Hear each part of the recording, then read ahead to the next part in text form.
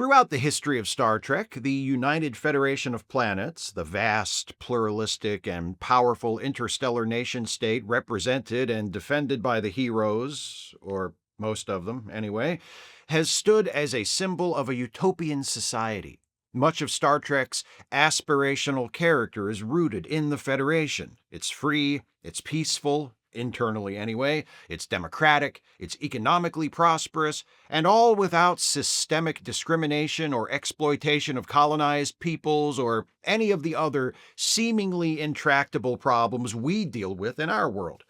Or at least, that's the story most of the time, because the thing is, while the Federation does seem mostly great, and I mean, come on, it's a tremendous improvement on this shit show we've got going on here.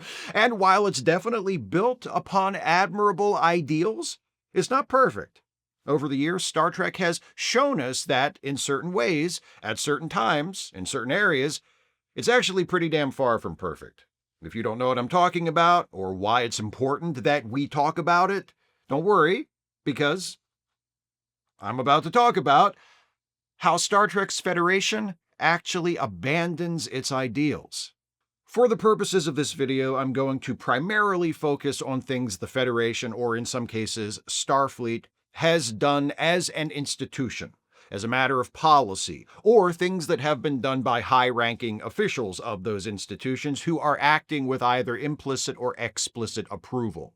And I'm going to examine two categories of ways in which Star Trek has shown us the Federation or Starfleet acting in ways which are inconsistent with their professed noble ideals.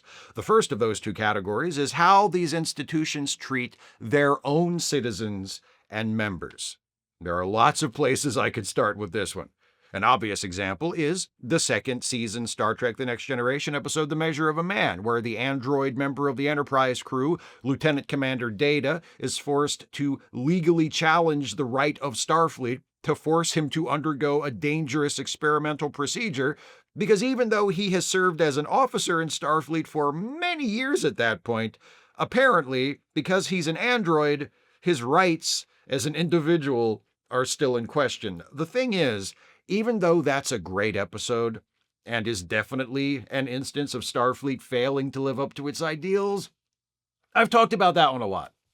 So instead of going in depth with The Measure of a Man here, I will just note it as a prominent example of what I'm talking about and move on to another episode, one which is thematically and structurally very similar and also a lot more recent.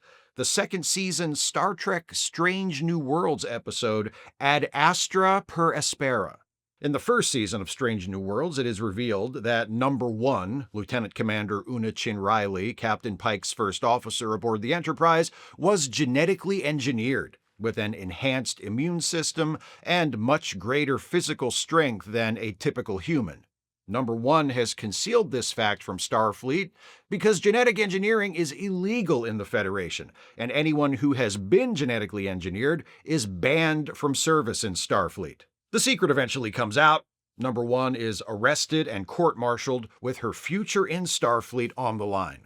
In Ad Astra per Aspera, we see that court-martial. Number 1's impressive service record is established. Her comrades take turns testifying to what an excellent officer and role model she's been, portraying her as an invaluable member of their team aboard the Enterprise and an asset to the service overall. Admiral April, a witness for the prosecution, who testifies that he would not have sponsored Number 1's entry to Starfleet Academy had he known about her genetically engineered status, acknowledges that she was the most gifted Academy applicant he had ever seen. April says he would have denied Number 1 entry to the Academy had he known the truth about her because of the law. On cross-examination, Number 1's lawyer, Neera Khatul, argues passionately that April, and by extension Starfleet itself, is selective about which of its laws it treats as inviolable.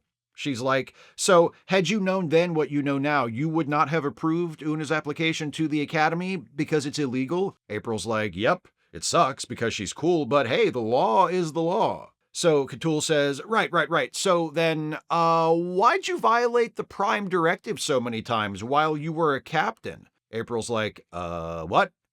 Cthulhu says, the Prime Directive. General Order Number 1 sounds like that's the most important law of all, right? The one that forbids you from interfering in the natural development of other cultures.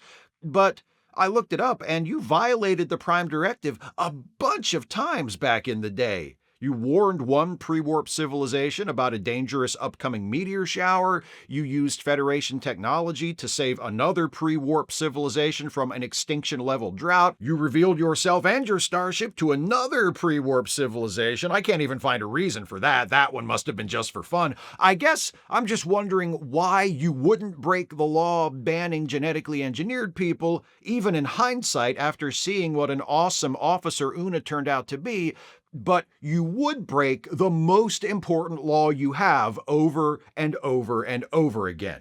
April says, because the law Una broke was enacted to prevent genocide. And he's right.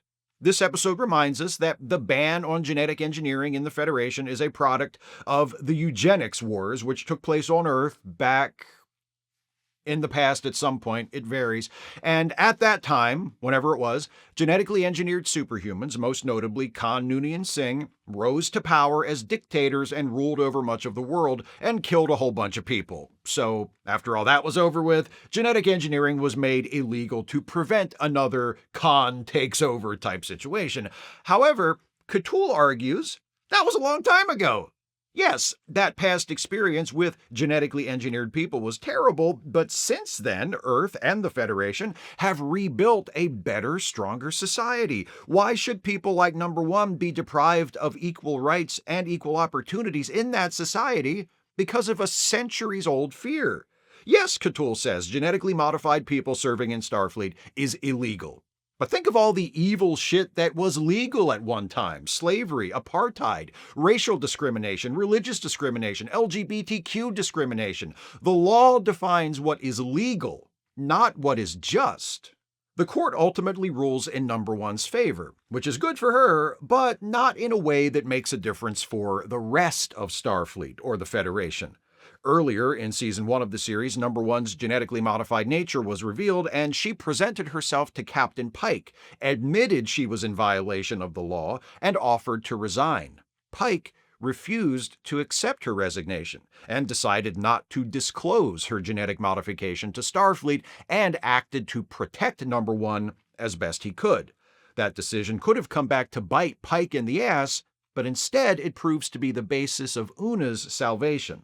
During her testimony, Una shares the story of the persecution she faced on her home planet, where she and those like her were targeted for being genetically engineered. She wanted to join Starfleet because she was attracted to the diversity of the service, to how different people from so many different places could do good for others by working together. She felt like if she joined such an organization, she would be safe from the fear and discrimination she faced as a child for being genetically modified. In her closing argument, Cthulhu frames Una's joining of Starfleet and eventual revelation of her genetic modification to Captain Pike as a form of seeking asylum. By not turning Una into Starfleet, Cthulhu argues, Captain Pike was exercising his authority as a Starfleet captain to grant her asylum. Now, all the court has to do is formally approve Pike's action. And that's what happens. The judges on the tribunal grant Una asylum and dismiss all charges against her, allowing her to return to duty aboard the Enterprise. But they emphasize that they are not striking down the law banning genetically engineered people from Starfleet service, merely acknowledging that, in this case, the law does not apply. So the hero gets justice, but anyone else who finds themselves in a similar situation in the future is just going to have to take their chances. Canon nerds might argue that the writers of Ad Astra per Aspera had no choice but to write it that way, since Strange New Worlds is set several years prior to the events of Star Trek the original series, and we know the ban on genetically modified people serving in Starfleet is still in place at least until the late 24th century, over 100 years after that. It would be naive of me to assume that such a desire for consistency in the fictional history of Star Trek didn't factor in to the writing of the episode, but I think there's another, better reason why Una's victory at her court-martial was written to be as narrowly focused as it is.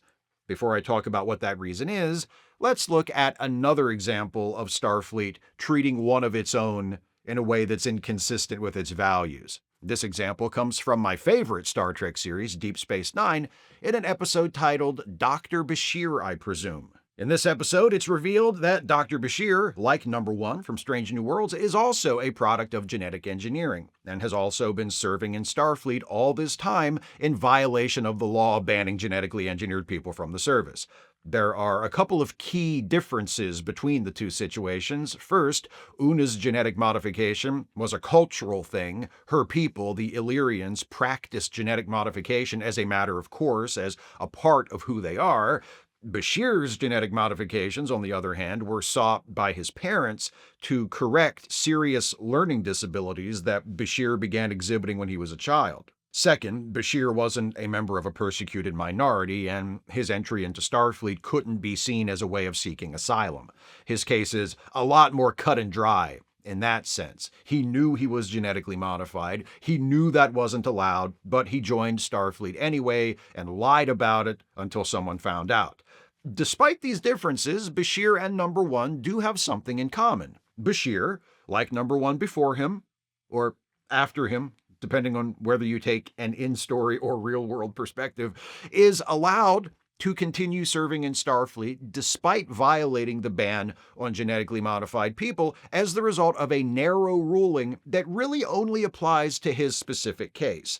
Bashir is not court-martialed, but his father agrees to take responsibility for the illegal genetic modification and turns himself in to serve a prison term, in exchange for which Bashir is able to remain in Starfleet. So let's look at these three cases together. Data in The Measure of a Man, Bashir in Dr. Bashir, I presume, and Number One in Ad Astra Per Aspera. In all three cases, individual characters face possible expulsion from Starfleet, or worse, in Data's case, because of something about themselves that is an immutable characteristic, an essential part of their identity, which they did not choose.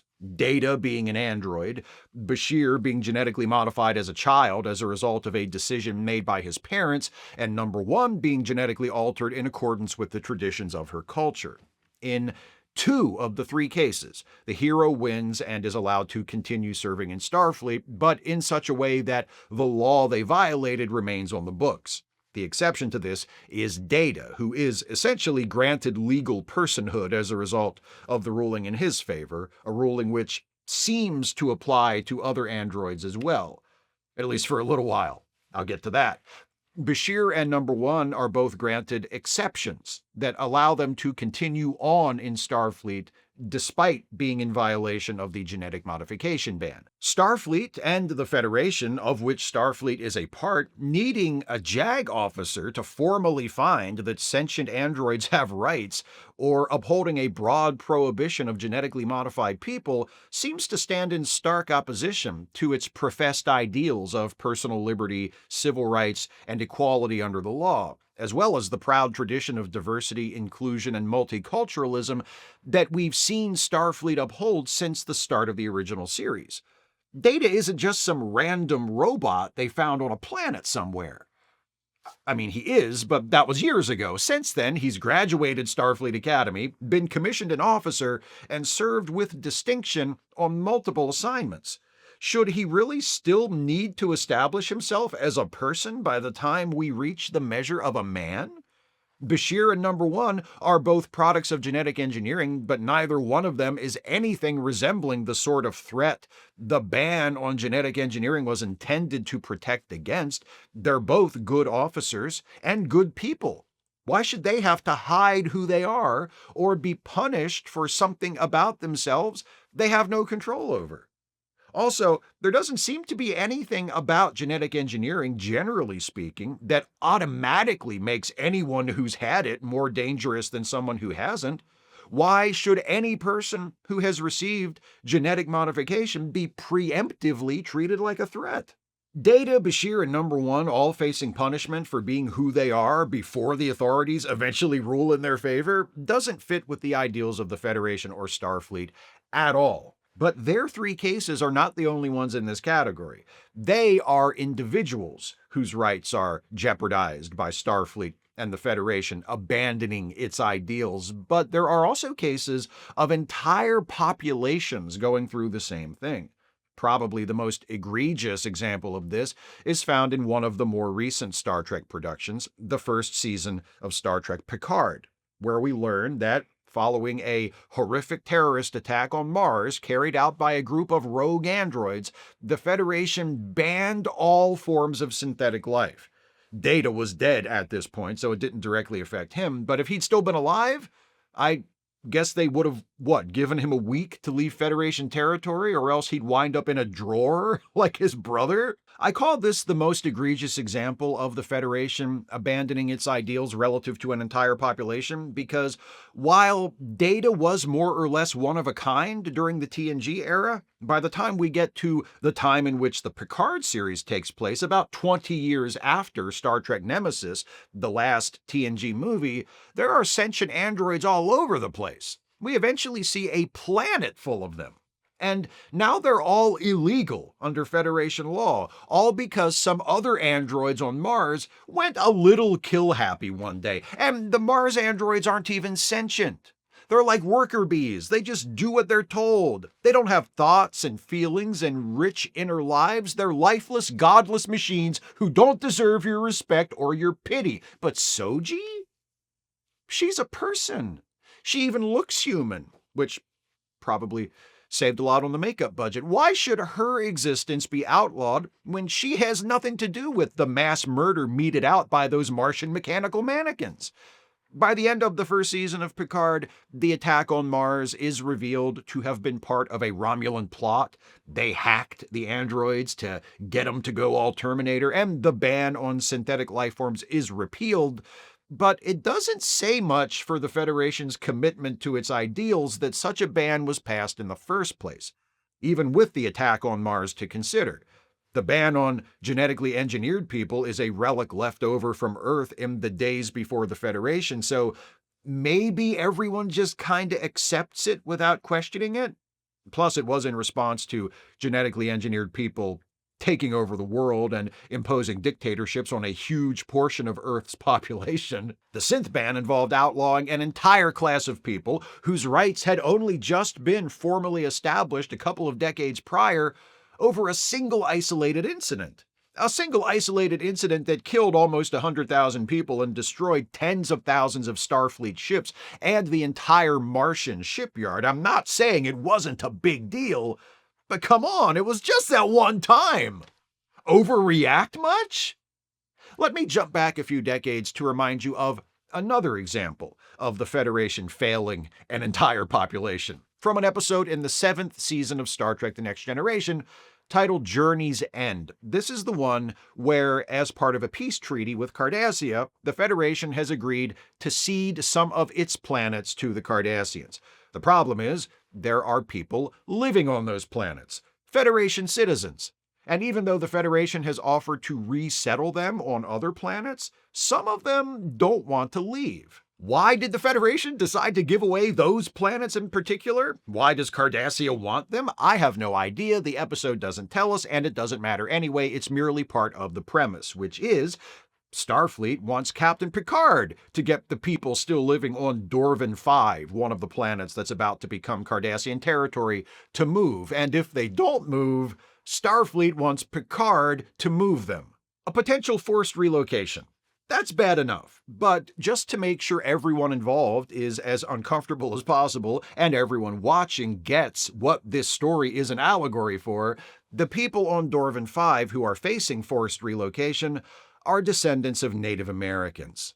Picard brings this up to Admiral Nechayev when she gives him the assignment, and Nechayev is like, yeah, I know, I'm not thrilled about the situation either, but the treaty is final, and the Federation Council says those people gots to go.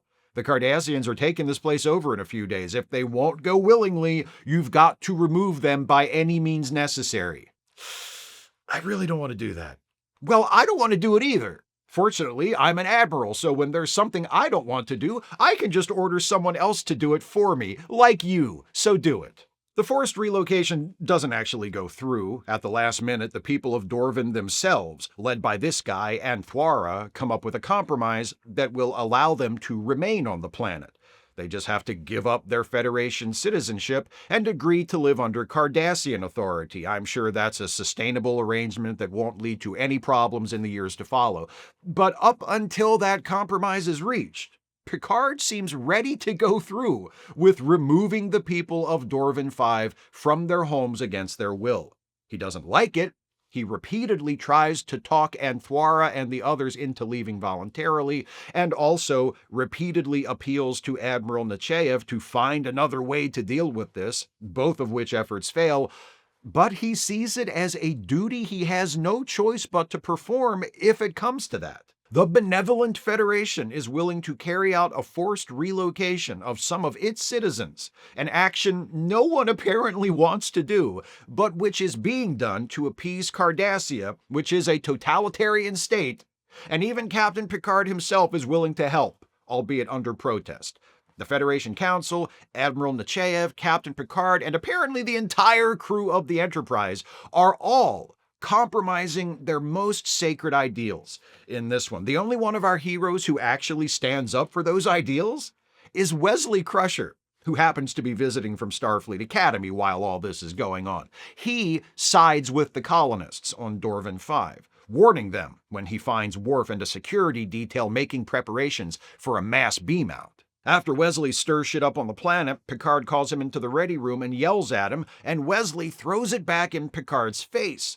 Tells him it doesn't matter if the Federation Council or Admiral Nechayev ordered him to remove those people, it's still wrong, and he shouldn't do it. When Picard tells Wesley, as long as you're wearing a Starfleet uniform, you'll obey orders from your superior officers, Wesley comes back with, well, then I guess I'll just resign from Starfleet.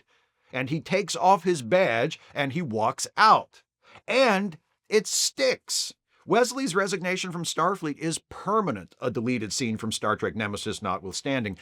He quits the Academy, quits the service, on principle, something our moral standard bearer Picard never seems to even consider doing. Well, Picard doesn't consider resigning this time, anyway. A few years later, when Picard runs into a very similar situation in the film Star Trek Insurrection, he responds quite differently. This example shifts us over into the second of our two main categories. Up until now, I've been talking about times when the Federation or Starfleet treat their own people in ways inconsistent with the professed ideals of the institution. Star Trek Insurrection shows us an instance of those institutions doing the same thing to people who aren't Federation citizens or members of Starfleet. The community facing forced relocation in Insurrection are the Baku, who live on a magic planet that bestows eternal youth upon its inhabitants. Starfleet Admiral Dougherty and his new best friends, the Sona, who totally aren't villains even though they're literally rotting, want to collect the rejuvenating radiation from the planet's ring system and use it to develop revolutionary medical treatments that could benefit the entire galaxy. But the process needed to do that will render the entire planet uninhabitable, so the Baku have to go.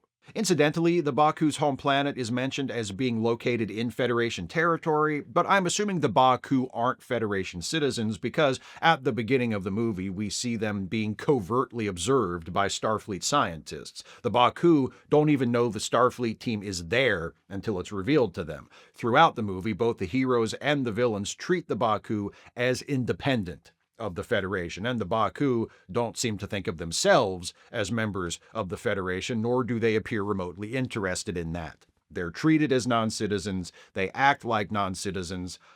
I'm going with that. Since the last time they planned a forced relocation, Starfleet has learned a few things. This time, instead of sending a starship captain down there like a chump to try and convince the population to leave voluntarily, they've got a ship that's essentially one big holodeck. And they're just gonna abduct the Baku while they're asleep one night, beam them up from the planet into an exact holographic replica of their village, and then transport them to another planet with a real replica of their village, or I don't know, maybe just keep flying the holodeck ship around until they all die. They have a few options. But Starfleet isn't the only one to have adjusted their tactics since that previous almost forced relocation in Season 7 of TNG. Picard has changed too. When Admiral Nechayev ordered him to relocate the colony on Dorvan 5, he dragged his feet, He pissed and moaned about it, but ultimately he was ready to go through with it. This time, as soon as he finds out what Admiral Dougherty is planning for the Baku, Picard gets right up in his face about it. Like, I won't let you get away with this. I'll go to the Federation Council. Dougherty says, I'm here on orders from the Federation Council. They know all about it. Oh! Well, shit, that was my big play. I was really hoping that would work.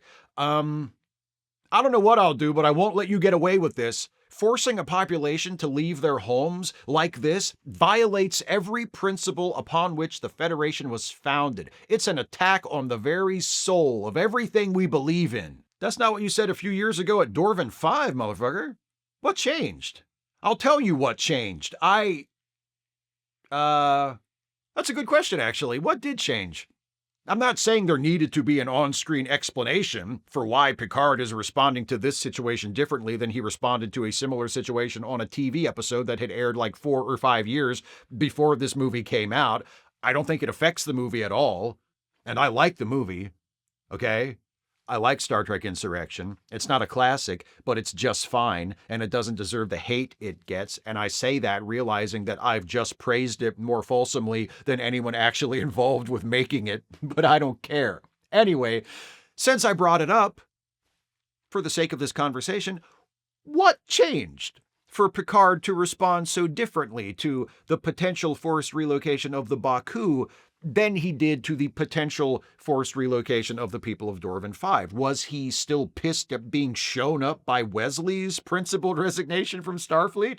Is that why Picard resigns his commission to fight with the Baku against Dougherty and the Sona's efforts to abduct them from the planet? Or is it because Picard's got the hots for Anij, one of the Baku? Too bad for the people on Dorvan 5 that Anthwara wasn't Picard's type, I guess. Picard takes a few of the other main characters with him to help the Baku resist being relocated, while Riker assumes command of the Enterprise and flies off to send a message to the Federation Council to tell them that they shouldn't be trying to forcibly relocate people, since apparently they forgot they weren't supposed to do that.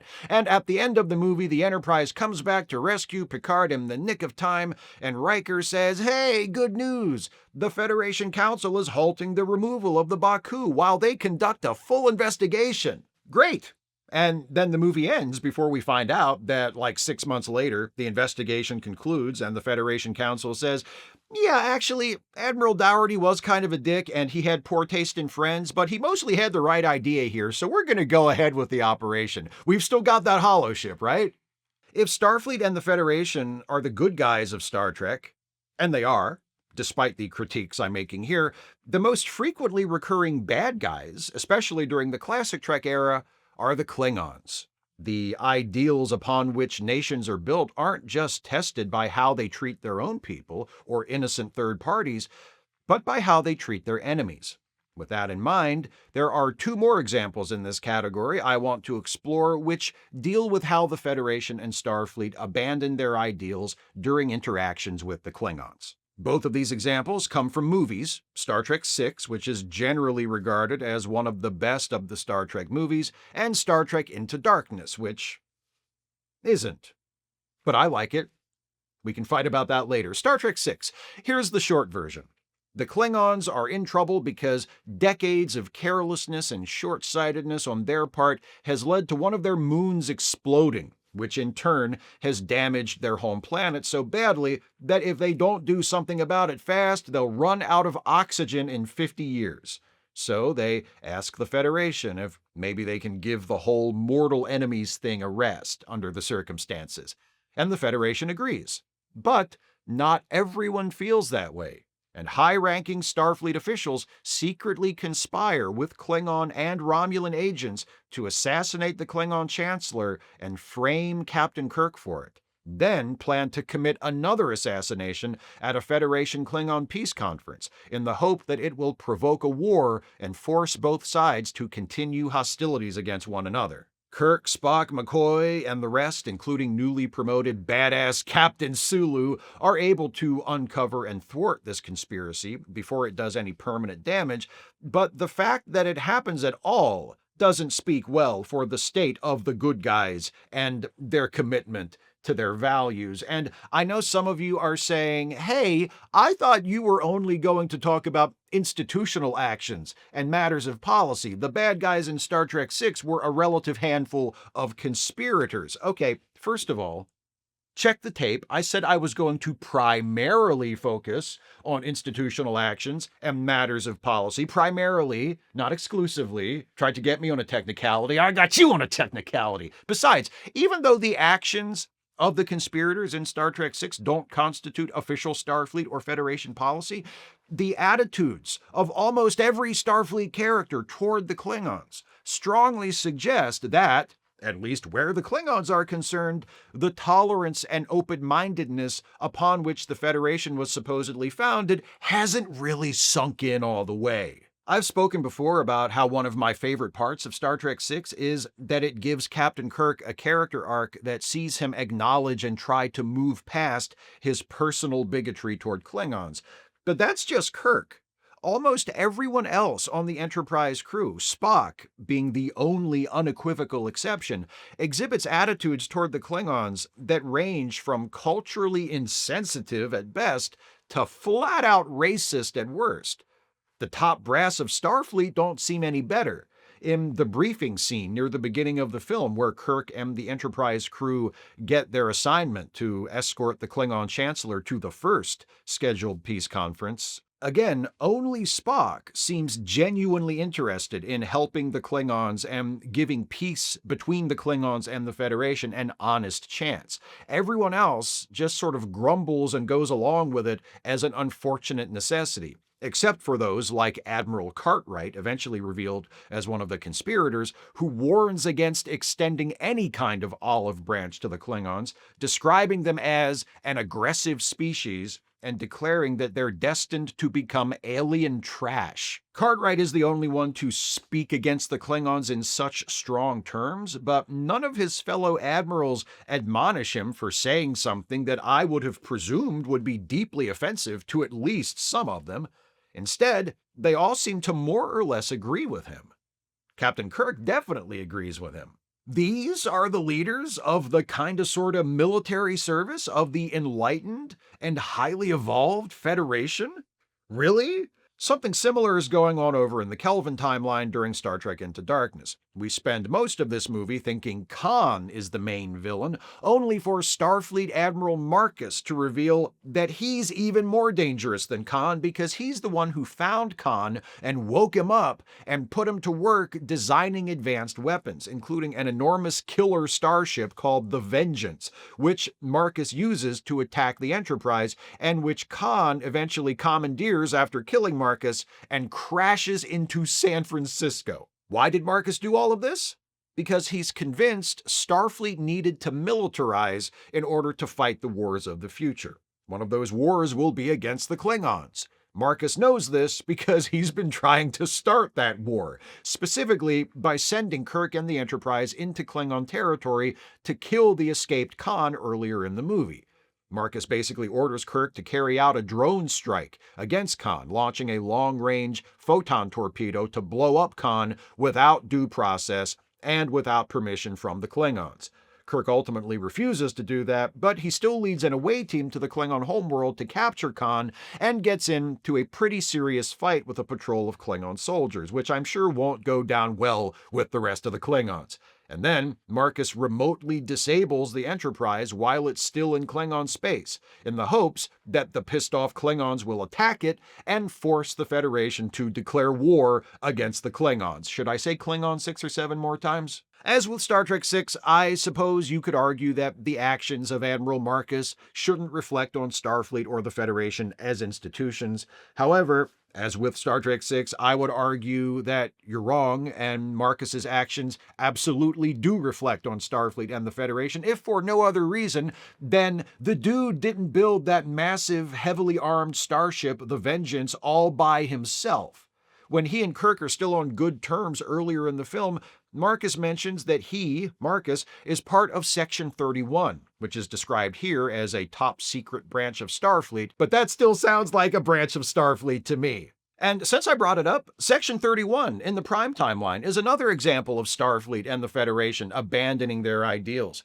And shit, it fits in both of my categories for this video, because it freely violates the most sacred principles of its society while interacting with people inside and outside Starfleet and the Federation, in the Prime Universe and the Kelvin Universe, every single time we see or hear about it.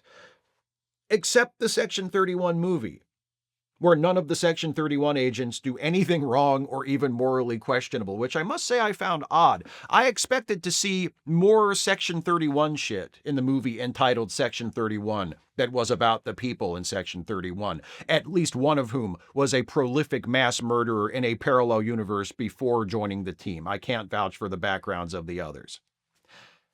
Anyway, they went another direction. Now, those of you who are not new around here know that I'm not just listing examples of times when the Federation or Starfleet abandoned their ideals for the sake of it. I don't make videos like that. Every time this thing happened videos. Nothing but respect to my friends who do make videos like that. But I find that sort of thing boring and pointless. Nothing but respect. Instead, when I talk about a bunch of times a thing happened in Star Trek, I'm doing it to set up a preachy point I want to make. Kind of like Star Trek itself. You, all right? I learned it from watching you. There's a certain kind of Star Trek fan that gets really uncomfortable whenever the Federation or Starfleet are portrayed as anything less than perfect and noble. They complain, it's supposed to be aspirational. How can it be aspirational if the future is just as bad as the present? I would like to politely suggest that these dipshit crybabies are missing a few crucial points. First, yes, Star Trek has often been aspirational. It shows us how much better the world could be if we pursue peace and mutual understanding and embrace science and progress and diversity and inclusion. That's an important part of what Star Trek is, and it always has been. But that's not the only thing Star Trek is allowed to be. And also, there are many ways in which a show like Star Trek can be aspirational. It doesn't always have to show us a better, brighter future so we can sigh wistfully and go, oh, wouldn't that be nice? It can hit us with something a little bit stiffer from time to time as well. The Federation isn't just a fantasy of a brighter future. It's a metaphor for our world today. It calls us to be better, but it also represents us as we are. The Federation is Western civilization. The Federation is the Commonwealth of Nations. The Federation is the United States. Is that all it is? No.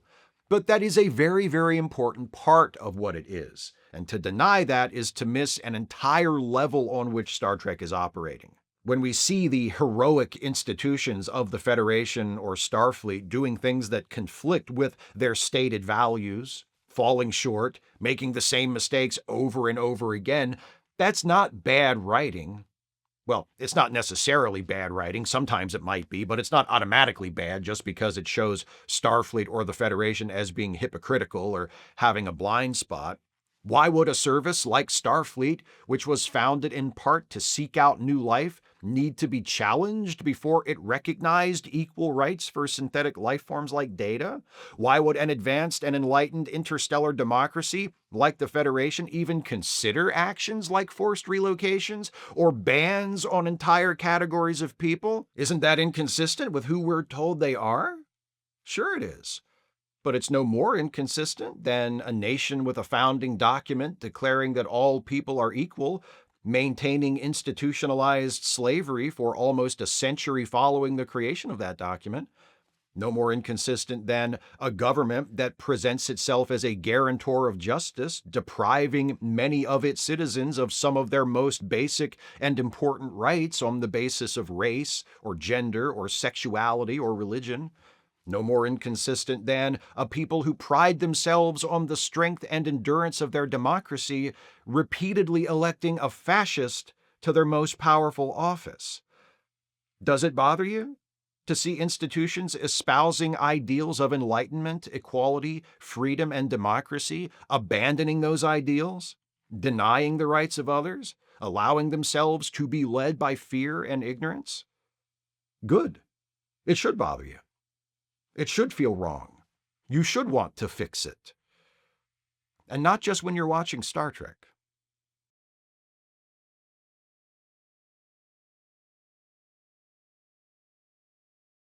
Hey folks, hope you enjoyed this one. I'm going to let you know what the subject of the next Trek Actually video is going to be, but before I do that, I want to give shout outs to some of my newest Patreon patrons and channel members. First, the new patrons. They are Steve Sims, thanks Steve. Chepetico, thanks Chepetico. Christina Kirkland, thanks Christina. Jay Blankenberg, thanks Jay. Madame Defarge, thanks Madame. Peterbilt, thanks Peterbilt. Jamie Bisson, thanks Jamie. The Terry Jean, thanks the Terry Jean. Luke Pappenfuss, thanks Luke. Matlock, thanks Matlock.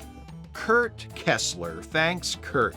And now, the new channel members. They are Mick DiTomaso, thanks Mick. Shadius, thanks Shadius. Mr. Effing Blonde, thanks Mr. Effing Blonde. Lancius Maximus, thanks Lancius Maximus. Christy Harley Quinn Kirkland, thanks Christy. Chris M, thanks Chris. If you want to support this channel, you can do so by going to patreon.com/Steve Shives or clicking the join button to become a member of this channel. All patrons and members get access to exclusive posts that allow you to vote in the polls that determine upcoming Trek Actually topics, and also submit questions ahead of time for my twice-monthly Ask Away live streams.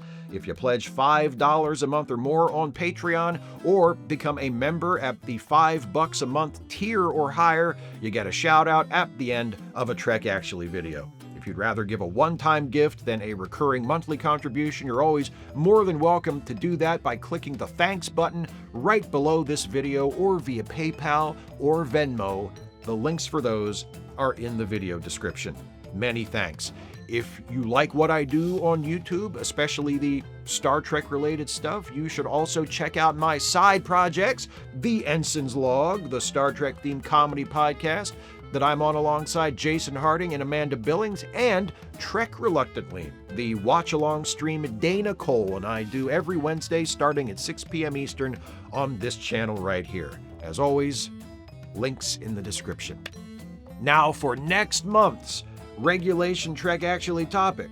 The patrons and members of my channel have spoken, and all of you who voted in the most recent topic poll have decided in your wisdom that I should narrow my focus. In this video, we've been looking at the Star Trek franchise as a whole, but next time we'll once again be limiting our considerations to a single series within that franchise, and actually, mostly to a single episode. It's a series that is some people's favorite, but for sure not the most loved entry in the franchise by far, and it's an episode that has been almost universally rejected, even by the fans of its series.